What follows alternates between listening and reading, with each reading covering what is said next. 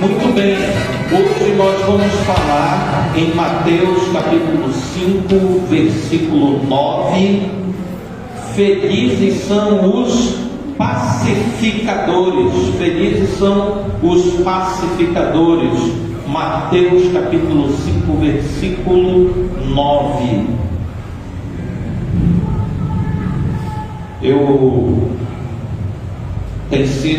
Para mim tem sido muito bom essa série, e eu espero que a gente possa estar colhendo muitos frutos desse tempo. Mateus capítulo 5, versículo 9 diz o seguinte: felizes os que promovem a paz, pois serão chamados filhos de Deus. Amém? Senhor meu Deus, que o Espírito Santo esteja falando aos nossos corações, para que a gente possa entender, Senhor, o que Tu tens para nós nessa noite, em nome de Jesus. Amém. Amém. Muito bem, felizes os pacificadores, felizes os que promovem a paz. Eu gosto da NVT, né? Essa palavra, os que promovem a paz, os que fazem paz, os que levam paz, né? Paz é uma palavra tão ansiada pela nossa cultura. Nós queremos viver em paz, a gente não gosta de guerra, a gente não gosta de confusão, nós queremos que tudo esteja na paz, né? Tranquilo, a calmaria, a tranquilidade. Quando a gente fala em paz, a gente pensa nisso, né? Chegando aí mês de julho, os irmãos aí que vão tirar férias, vão viajar para algum lugar, planejando aí para onde vão. Eu e a Marcelene aí, a gente está começando a organizar as coisas. Vou sair de férias depois da EBF, né? Então os primeiros 10 dias desse mês a gente vai estar juntos. Mas paz, a gente ouve essa palavra e a gente anseia por isso, a gente deseja isso, viver em paz. Eu quero a minha paz, né? Na geopolítica, entre os governantes, irmãos, entre os poderosos desse mundo, existe uma máxima. Existe uma máxima que eu não me lembro o que foi que disse. Ele disse o seguinte: se a paz é o que desejas, prepara-te para a guerra. Eu estava vendo essa semana algumas coisas sobre a guerra da Ucrânia, e alguém disse o seguinte: entre os povos só se estabelece paz por meio da força. Durante muito tempo foi essa a tônica. Quando estourou a Primeira Guerra Mundial na Europa, se dizia que aquela grande guerra era a guerra que estava sendo travada para acabar com todas as guerras. E quando termina a Primeira Guerra, a sensação era de que o mundo iria viver em paz. Qual a surpresa das pessoas que pouco tempo depois estoura a Segunda Guerra. E é interessante, irmão, que quando termina a Segunda Guerra, o sentimento entre as potências do mundo era que haveria finalmente paz, uma vez que aquela guerra derrotou de vez a Alemanha e o mundo comunista, os países aliados da Rússia, terminaram a guerra como aliados dos americanos e das potências europeias. Qual a surpresa do mundo, quando pouco tempo depois, na própria divisão da Alemanha, se estabelece aquilo que ficou chamada de cortina de ferro e começa um novo tipo de guerra, a chamada Guerra Fria. Nós sabemos desse tempo, é crise de mísseis em Cuba, tensão de tanques em Berlim, e alguém disse que desde o final da Segunda Guerra até a queda da União Soviética, sempre estivemos a um passo de um novo conflito mundial. E agora, quando em 96, se não me falha a memória, quando enfim a União Soviética cai e se estabelece um governo dito democrático na Rússia, se diziam que enfim haveria paz no mundo. Um momento onde a China se abria para o Ocidente e que a Rússia, com o movimento iniciado por Gorbachev, com a perestroika, enfim, o mundo viveria em paz. Eu era garoto, mas eu me lembro muito bem das reportagens em Berlim do muro sendo destruído, a euforia daqueles povos. Mas nós não vimos paz no mundo. E agora, com a guerra da Ucrânia, quase todo dia se fala em terceira guerra mundial.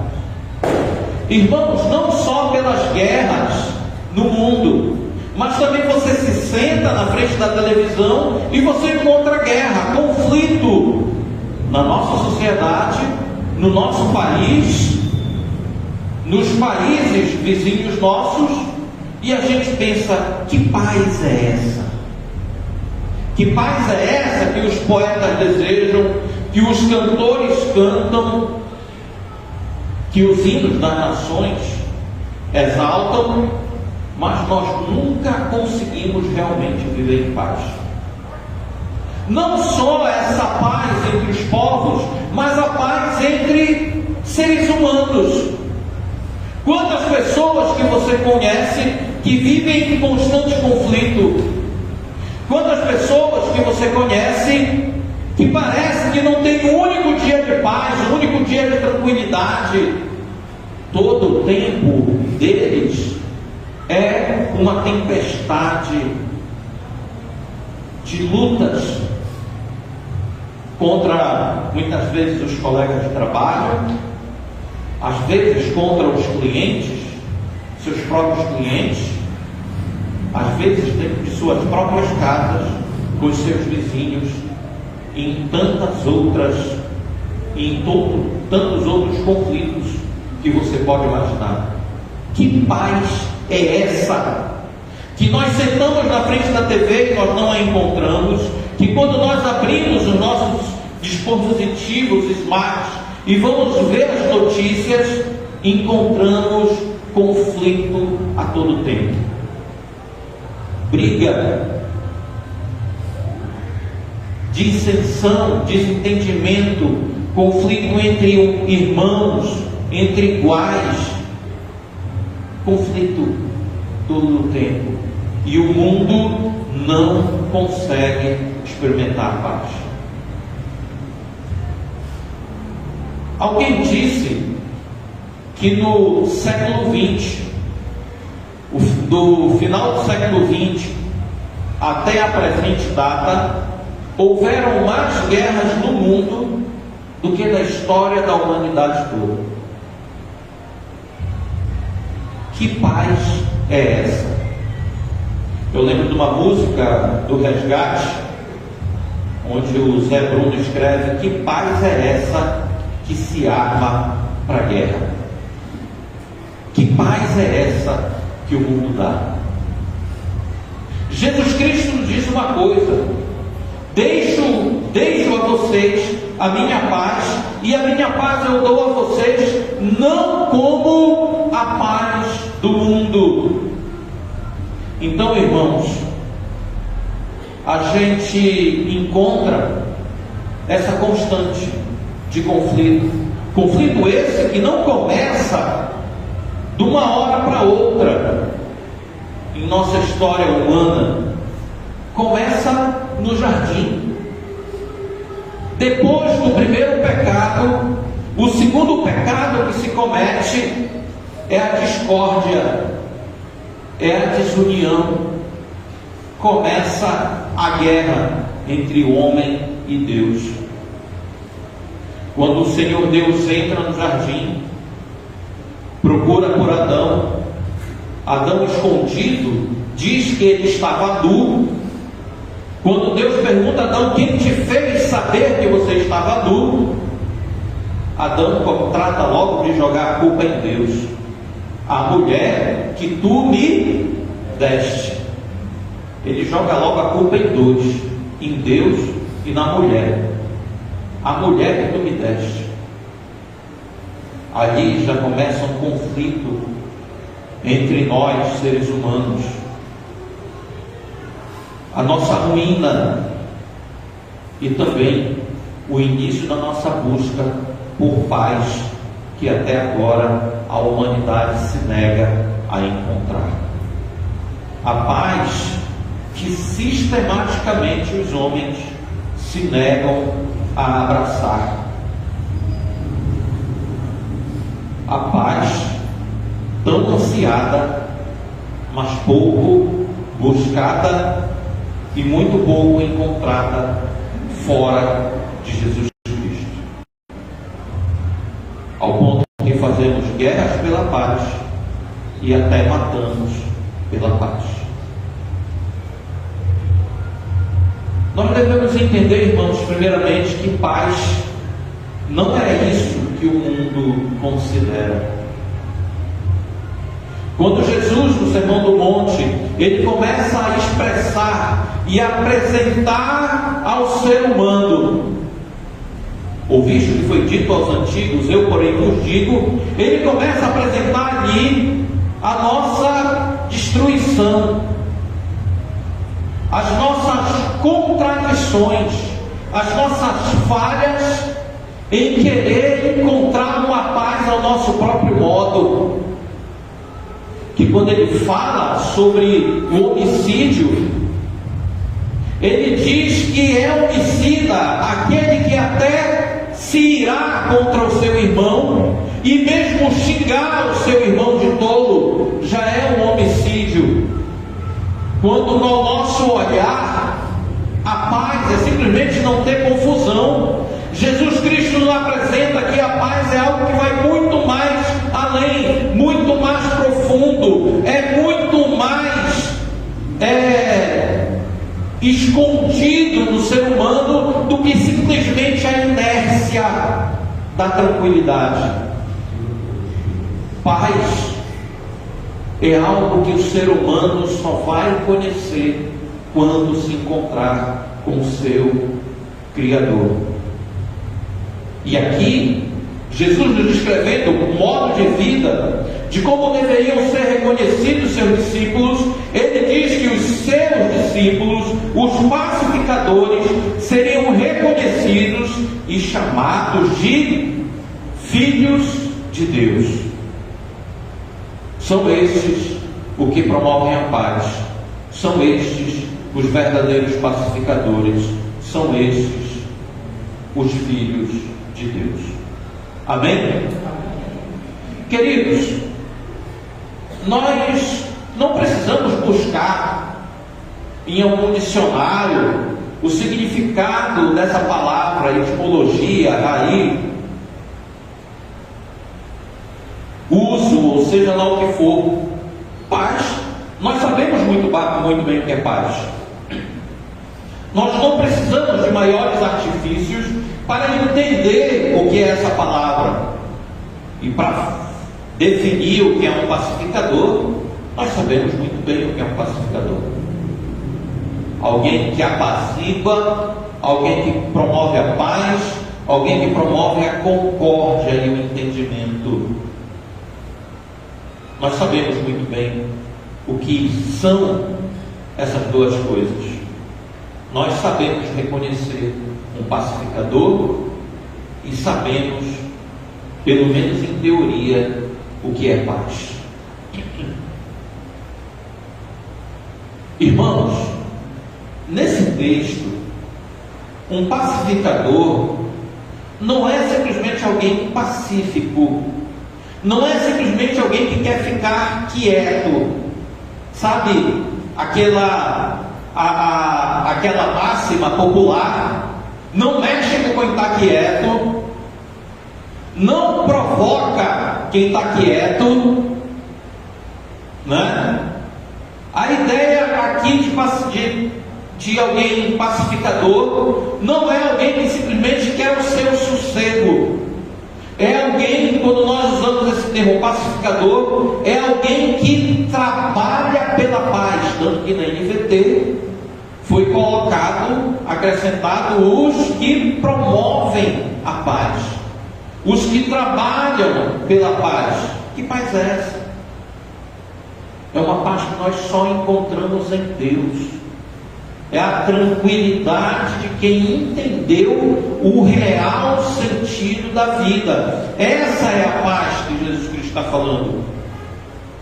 E um pacificador é alguém que trabalha para que mais pessoas encontrem essa paz. Um pacificador, repito, não é alguém que simplesmente quer viver em paz. É alguém que quer essa paz para si mesmo e quer que todas as pessoas ao redor dele encontrem essa paz. Amém? Abra sua Bíblia para Mateus, o mesmo capítulo, Mateus capítulo 5, o versículo 43 e o 48. Mateus capítulo 5, 43 e 48. Achamos?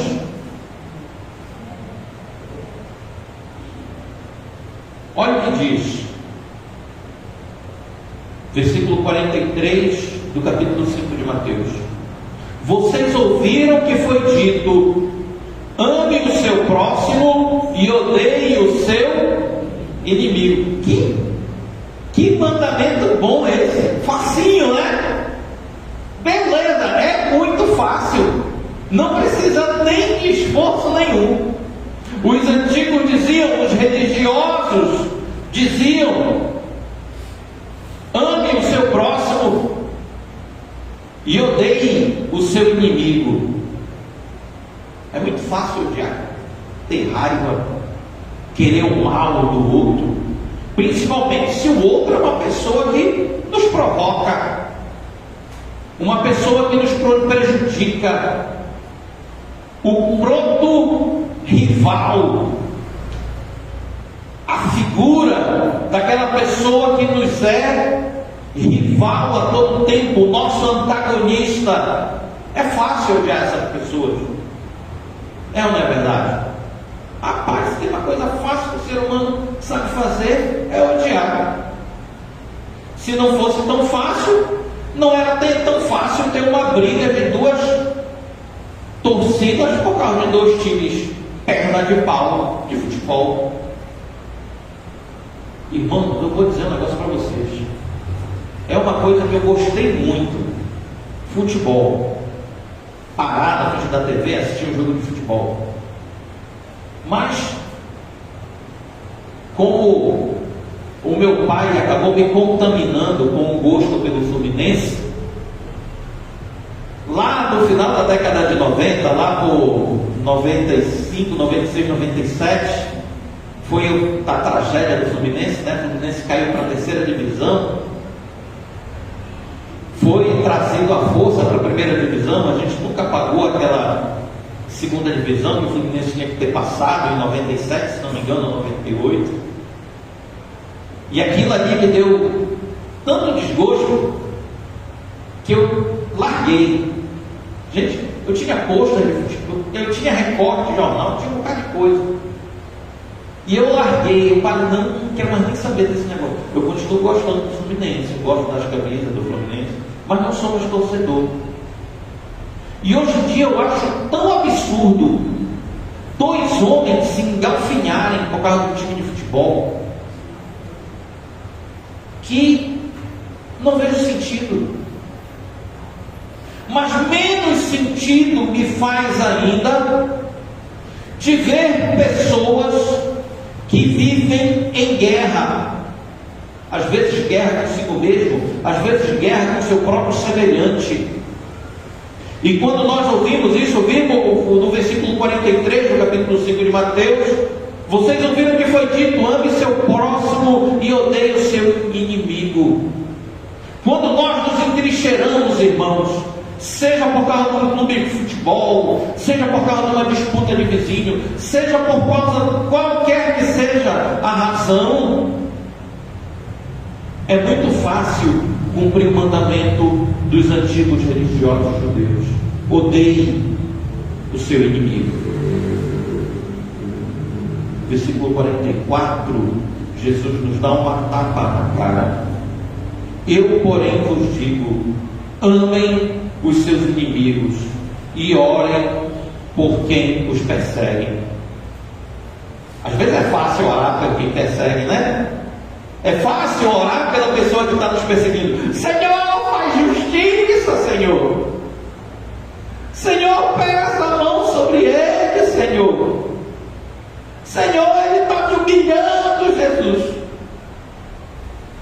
Quebra a cabeça dele. Faz alguma coisa. Joga um raio na cabeça dele. Pulveriza esse maldito. Ele está me afrontando, está fazendo isso, está fazendo aquilo, Senhor. Olha o crente obedecendo o mandamento antigo judaico: odeie. Quem é pacificador, irmãos?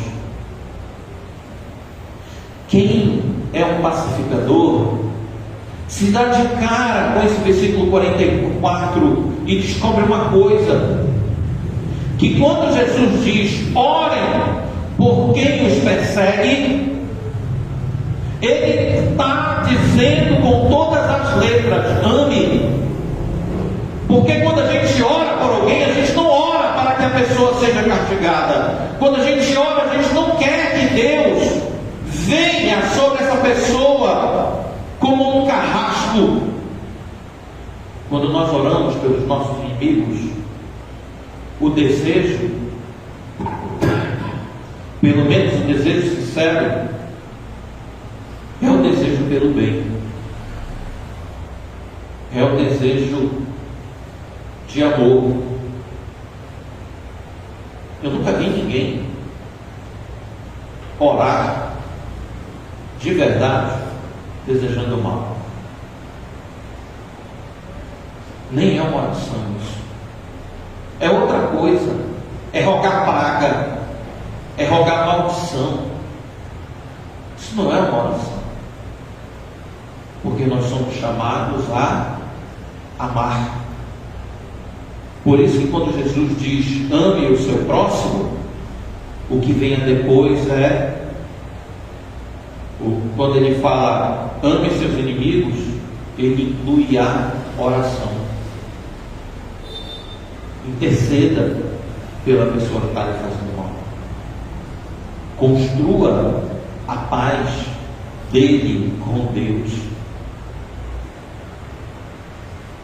Eu sei, às vezes a gente ora por isso. Senhor, traz juízo. E às vezes nos momentos de raiva a gente fala: Senhor, graças a Deus que Deus não ouve essas orações. Não as nossas. Amém. Eu, porém, vos digo: amem os seus inimigos e orem por quem os persegue.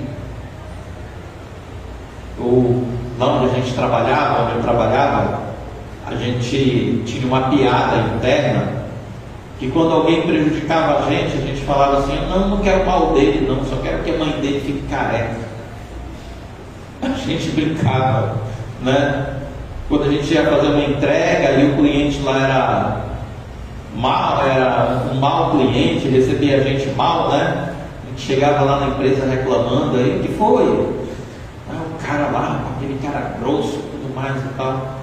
Não, mas eu não quero o mal dele não, só quero que a mãe dele fique careca. A gente falava brincando, né? Olha, irmãos, bora pontuar um negócio. Vou falar um negócio para vocês. Sabe aquela máxima evangélica, aquele papo que o pessoal diz: olha, cuidado com o que você fala, porque palavras têm poder. Isso não é Bíblia. Quando Tiago diz isso lá, que a língua é um pequeno órgão entre o nosso corpo, mas ela põe fogo, o que ele está falando lá é da língua que promove a confusão. Gente que fala mal, gente que é fuxiqueiro, gente que não domina a própria língua, provoca guerras com a sua língua. É isso que Tiago está falando. Se a nossa língua tivesse algum poder, irmão, eu ia capinar o meu quintal só amaldiçoando o mato. Experimenta. Vá lá no seu quintal, escolha lá aquela toceira de mato que lhe perturba a vida e amaldiçoa ela. Vai lá amaldiçoar. Quando Tiago fala disso, que da mesma língua da fonte procede bênção e maldição, ele está falando disso. Dos pecados que a gente comete com língua. Quantas vezes você, com raiva, fala alguma coisa que machuca? É disso que ele está falando. A mesma língua que você fala para o seu marido, para a sua esposa: eu te amo, sua linda. A mesma língua que você fala para o seu filho: ô meu filho, eu te amo tanto. É a mesma língua que você usa no momento de raiva e fala: tu é um inútil, tu é um imprestável, tu parece que é doida, sua maluca, sua isso, sua aquilo, outra. É disso que Tiago está falando. Não é uma maldição que a gente está lançando. A gente não é feiticeiro. O que é que Paulo fala? Nenhuma condenação há para aquele que está em Cristo. Mas, irmão, num momento de raiva, quando você fala alguma besteira para a pessoa que você ama, você está maltratando, magoando. E isso, Tiago usa a palavra maldição no sentido que você traz um mal emocional para o outro, pura e simplesmente. Não é, você acha mesmo que o Espírito Santo, agora que você amaldiçoou o teu filho, eu vou ter que fazer a tua maldição virar verdade da vida do teu filho? Ou será o diabo: agora ele falou, agora eu vou lá. Lembra de Balaão? Quando, eu esqueci o nome do rei, quando Balaque, né? Balaque, alguém sobrou aí, quem foi? Irmã Elisa. Quando o Balaque convocou Balaão para amaldiçoar o povo de Israel, quantas vezes ele foi tentar lá amaldiçoar o povo de Israel e ele saiu de lá abençoando o povo? Quando Balaque viu aquilo: rapaz, eu estou te contratando para amaldiçoar esse povo aí, por que tu não amaldiçoa? O que foi que Balaão falou para ele? Como eu vou amaldiçoar aquilo que Deus abençoou? Qual foi o jeito que Balaão ensinou Balaque a prejudicar o povo de Israel? Foi com palavras de maldições ou foi com ações? Foi com ações. Chamou o povo para pecar, e o povo em pecado caiu em desgraça. Então, irmão, se lembre, promova a paz, trabalhe pela paz. Está com raiva, não fala nada, conta até 10, respira. Eu sei que é difícil, mas se lembre disso: você é um promotor da paz. Trabalhe pela paz, se esforce para que ao seu redor as pessoas desfrutem de paz. Seja esse promotor da paz, dentro de sua casa, no seu trabalho e onde quer que você esteja. Ele continua. Desse modo, versículo 45: vocês agirão como verdadeiros filhos de seu Pai. Irmão, amaldiçoar como se fosse um feitiço, a gente não consegue. Mas eu garanto para vocês, abençoar a gente consegue. Abençoar a gente consegue, por meio de nossa oração. E fazendo isso, nós seremos reconhecidos. Desse modo, vocês agirão como verdadeiros filhos de seu Pai que está no céu, pois Ele dá a luz do sol, tanto a maus como a bons, e faz chover, tanto sobre justos como injustos. O que Jesus está dizendo é que Deus traz a bênção da existência, da vida, sobre todos nós. Em outras palavras, de um jeito ou de outro, pessoas que nós não gostamos, Deus está abençoando. E conforme nós aprendemos com Balaão, se Deus está abençoando, quem somos nós para amaldiçoar? Amém? Olha o versículo 46. Se amarem apenas aqueles que os amam, que recompensa terão? Até os cobradores de impostos fazem o mesmo. Se cumprimentarem apenas seus amigos, que estarão fazendo demais? Até os gentios fazem isso. Portanto, sejam perfeitos como o pastor de vocês, o Ayrton Bezerra, é. Sejam perfeitos como quem? Como o Pai Celestial. Irmãos, eu gosto disso porque toda vez que Jesus diz isso, Ele nos põe num grande problema. Que eu vivo a minha vida, que eu vivo o Evangelho, não pela medida do irmão do meu lado, mas é pela medida do Pai do céu. Irmão, sim, é maravilhoso que a gente olhe ao redor e encontre crentes que são exemplos, crentes que nos inspiram, gente que nos ensinam com as suas vidas. Mas piedade, amor, promoção da paz, nós só temos um referencial, que é Cristo Jesus, o nosso Pai do céu. Então, toda vez que você pensar em entrar numa guerra, pense bem: será que Jesus ia entrar nessa guerra? Será que o meu Pai Celestial entraria nessa guerra? Será que meu Deus faria isso? Sejam perfeitos. Sejam perfeitos. Sejam maduros.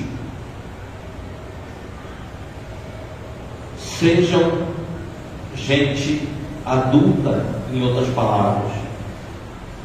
Irmãos, e eu digo a vocês, esse comportamento, querido irmão, só pode ser gerado pelo Espírito Santo.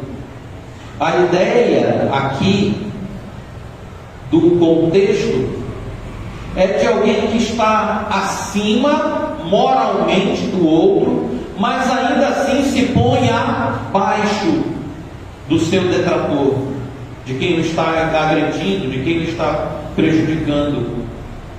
Todo aquele que se sente perseguido e humilhado, de alguma forma ele se sente o quê? Superior. Ele se sente superior moralmente a quem o humilha. Ele se sente mais justo que o algoz.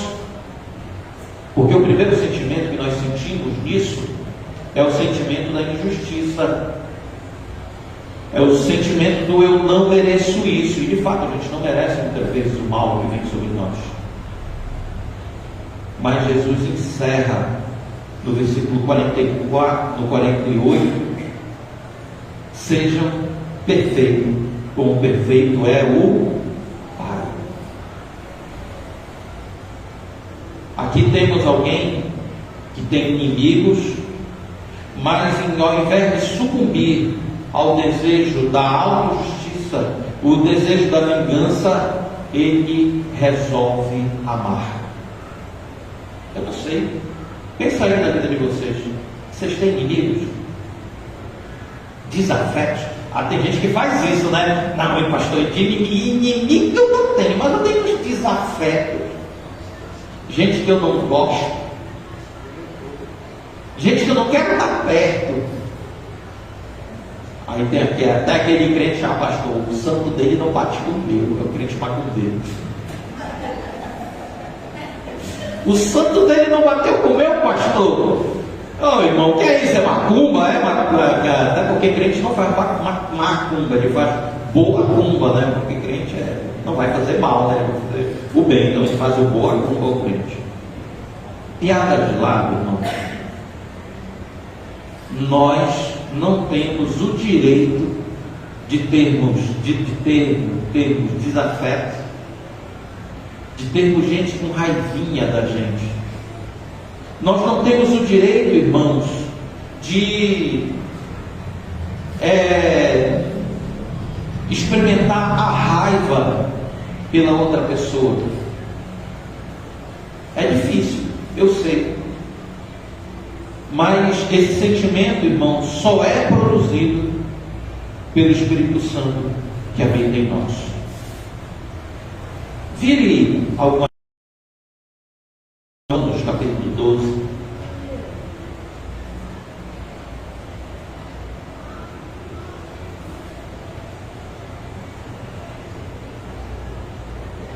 Romanos capítulo 12, a partir do versículo 14 até o 21. É um trecho tanto quanto longo que a gente vai ler. E os perseguem. Olha aí Paulo repetindo o ensino de Jesus: abençoem aquele que os perseguem, não os amaldiçoem, mas orem para que Deus os abençoe. Alegrem-se com os que se alegram, chorem com os que choram, vivam em harmonia com os outros. Não sejam orgulhosos, mas tenham amizade com gente de condição humilde, e não pensem que sabem de tudo. Em algumas traduções do que depender de vós, tende paz com todos. Nunca paguem o mal com o mal. Pensem sempre em fazer o que é melhor aos olhos de... Se ele está falando que é fazer o melhor aos olhos de todos, é até fazer melhor aos olhos dos nossos detratores. No que depender de vocês, vivam em paz com todos. Amados, nunca se vinguem, deixem que a ira de Deus se encarregue disso, pois assim dizem as Escrituras: a vingança cabe a mim. A vingança cabe a mim. Eu lhes darei o troco, diz o Senhor. Em Hebreus lá, horrível coisa é cair na mão do Deus vivo.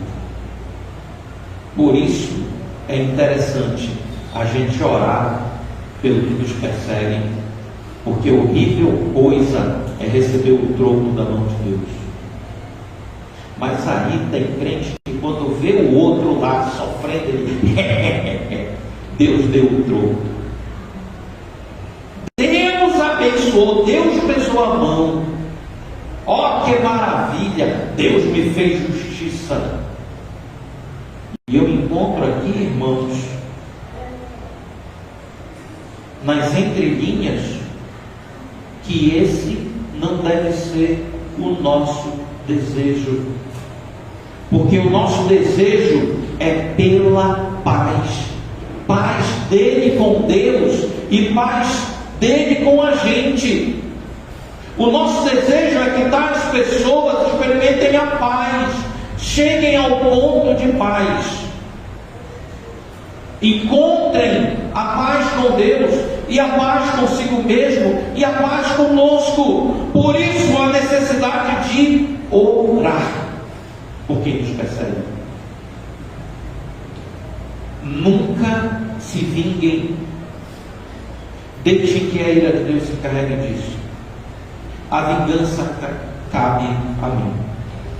Versículo 20, olha como é bem claro isso, porque no versículo 20 começa aqui, pelo contrário, ou seja, o crente não está desejando que Deus dê o troco, é ou não é verdade? Ele vem falando do que é ruim, que a vingança cabe ao Senhor, que o Senhor dá o troco, mas qual é o desejo do crente? Pelo contrário, o nosso desejo não é que Deus dê o troco pela gente, o nosso desejo é construir a paz. Olha só, como é que o crente constrói a paz? Se o seu inimigo tiver fome, dele de comer. Se tiver sede, dele de beber. Ele está mandando o crente, antes que Deus feche a fatura, que ele vá e pague a fatura, resolva a situação, construa a paz. Construa a paz. É interessante a figura que Paulo usa. Ao fazer isso, amontoará brasas vivas sobre a cabeça dele. Não deixe que o mal vença, mas vença o mal praticando o bem. Em outras palavras, o que Paulo está dizendo aqui não é dizer que o mal da outra pessoa venha vencer a gente, mas o que Paulo está dizendo que é mal é o nosso inimigo receber a vingança do Senhor. É disso que Paulo está dizendo, que antes que a mão de Deus pese, a gente trabalhe para que aquela pessoa não experimente a vingança de Deus sobre ele. Perdão. Quantas vezes você foi humilhado e não pediu perdão? Não, pastor, eu que fui humilhado, ele tem que pedir perdão para mim. É ela que tem que vir pedir perdão para mim. É ela que tem que chegar e se humilhar. Eu vou lá, ela já me humilhou, eu vou me humilhar de novo. É exatamente isso que Paulo está dizendo aqui. Vencer o outro com o bem e não com o mal. Então, o que é que o crente faz? Mesmo ele estando humilhado, ele vai lá e pede perdão. Aconteceu uma coisa muito séria na minha vida, que acabou gerando uma virada, uma guinada na minha vida, um grupo de pessoas, né? E depois que eu já estava em outra estação, por assim dizer, eu pedi para a gente sentar, conversar, que eu queria pedir perdão. Eu queria pedir perdão. A resposta que eu obtive foi: não queremos falar com você. Não nos interessa falar com você agora. Fui conversar com o meu pastor e ele disse: você está livre, você procurou perdão, agora ore por eles.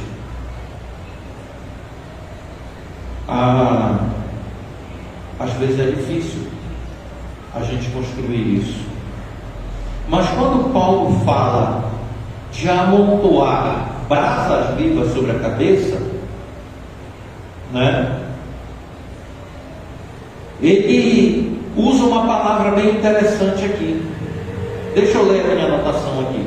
Depois de repetir o ensino de Jesus nesse texto, Paulo encerra com uma palavra bem interessante.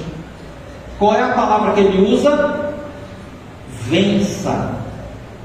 Vença o mal com o bem. Mas pastor, como é esse negócio? O cara está me fazendo mal, eu vou vou lá e faço bem para ele. É exatamente isso. Paulo diz que isso é a vitória para a gente.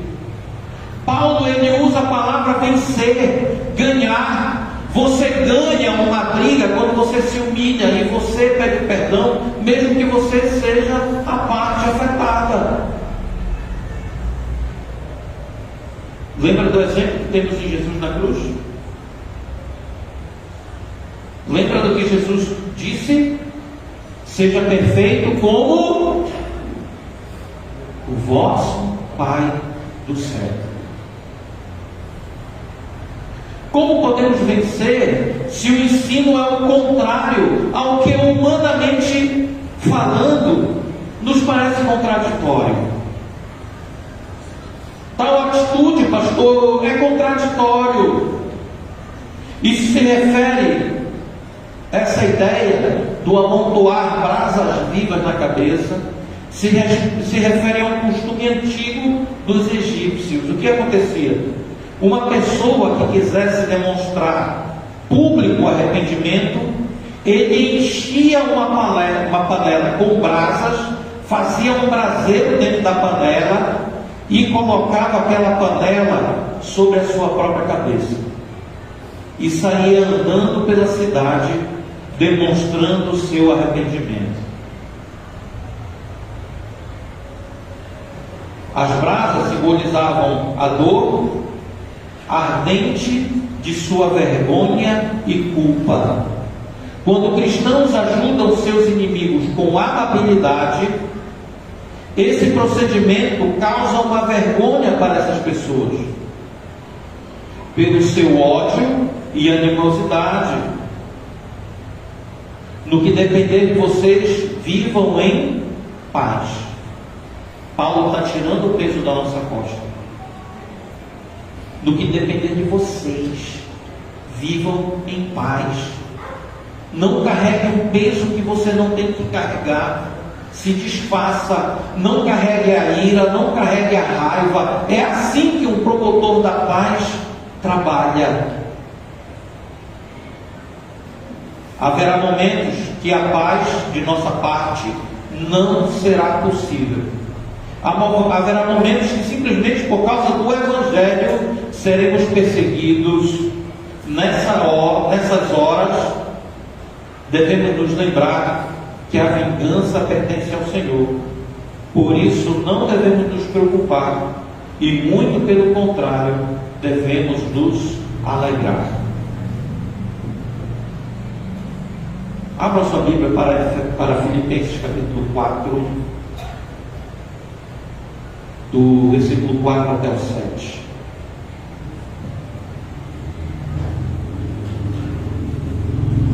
Filipenses 4, do 4 ao 7.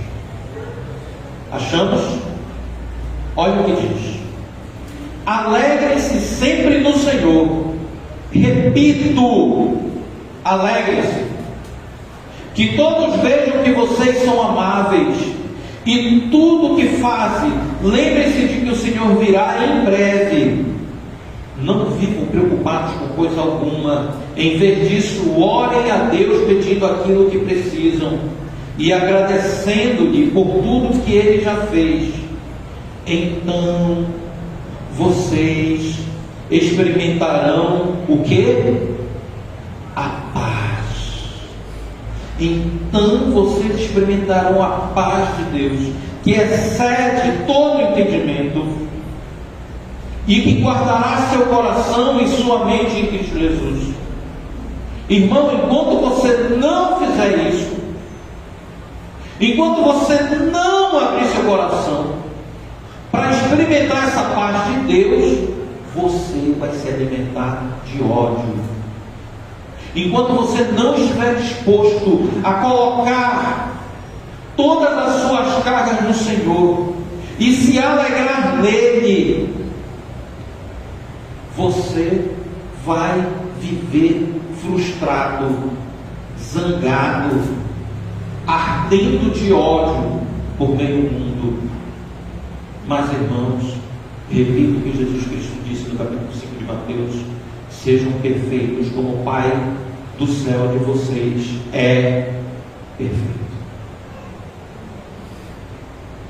Então vocês experimentarão a paz de Deus que excede todo o entendimento e guardará seu coração e sua mente em Cristo Jesus.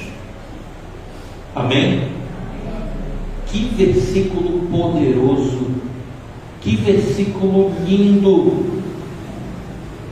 Por isso, irmão, que tendo essa atitude, por isso que tendo essa missão de ser um promotor da paz, nós seremos chamados do quê? Filhos de Deus. Por isso nós seremos reconhecidos como filhos de Deus. Ser chamado de filho é ser reconhecido como filho de Deus. O reconhecimento vem, irmão, pelo nosso proceder e não pelo que nós falamos. A gente pode falar muita coisa, mas a gente tem que viver do jeito que a gente fala. A gente tem que viver, nós temos que viver do jeitinho que a gente fala. Se nós falamos de amor, nós devemos viver o amor. Agora, se a gente passa a maior parte falando de guerra, a gente vai viver em guerra.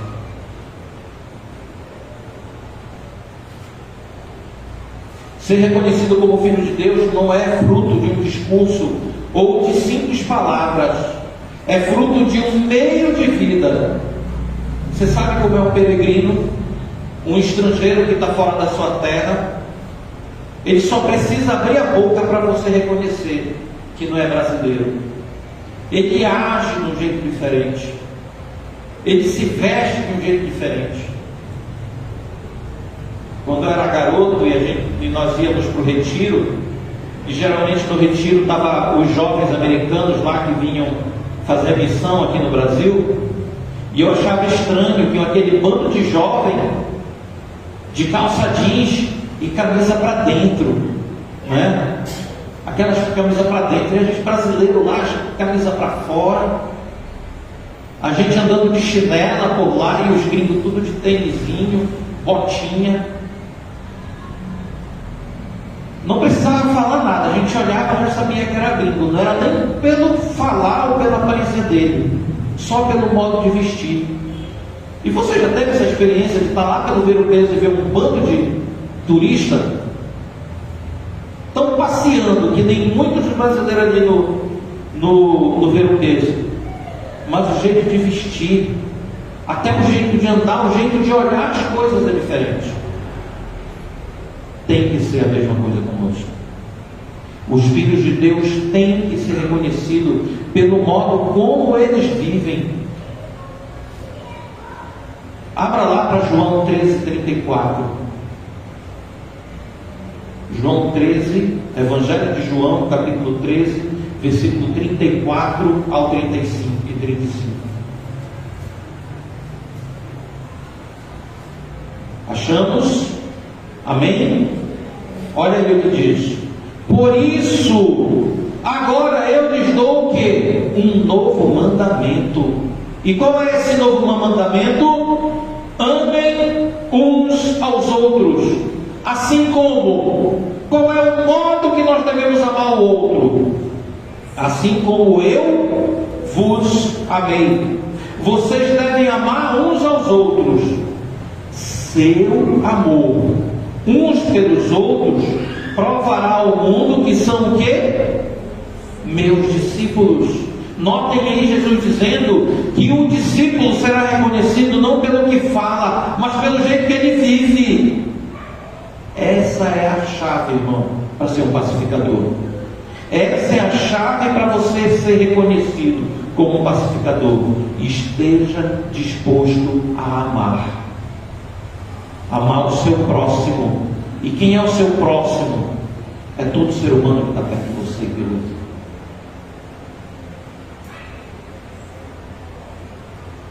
Essa é a chave. Romanos 5:5, Romanos 5, versículo 5 diz o seguinte.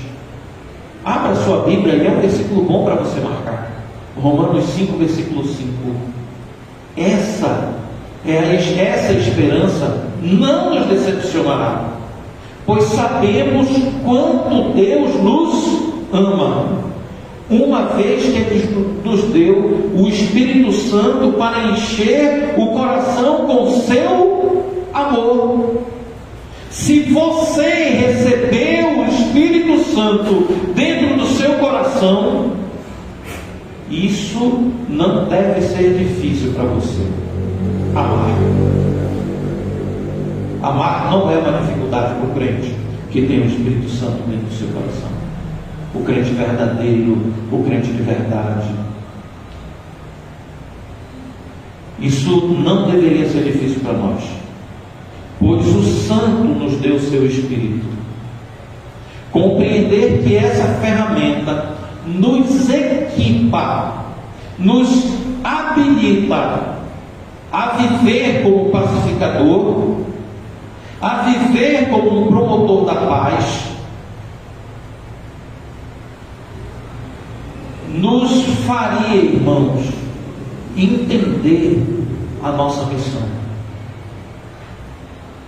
Sabe, quem aqui católico lembra da oração do Francisco de Assis? Como é que começa? A irmã Rosa lembra: Senhor, fazei de mim um instrumento de vossa paz. Eu não discordo dessa,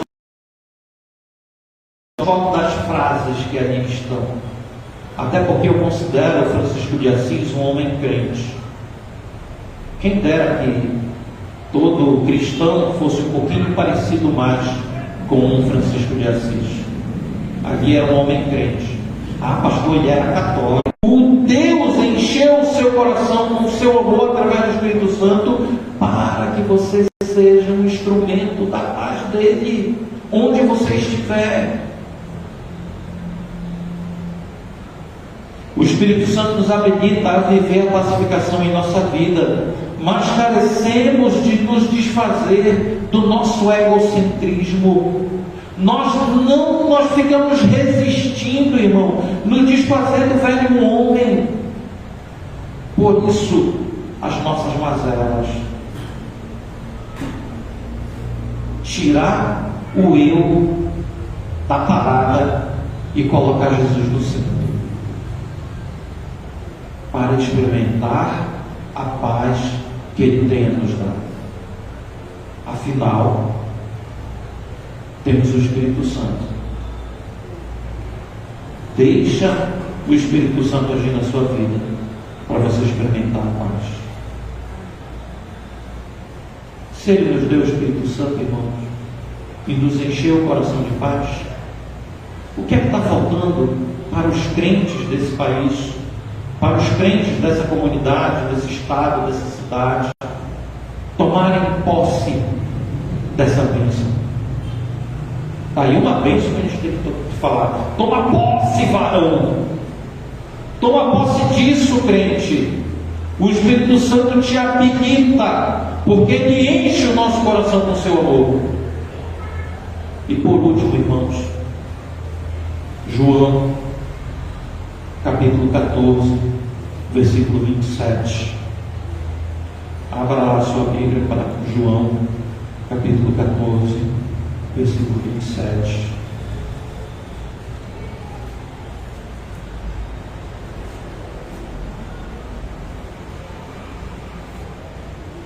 Eu lhes deixo um presente.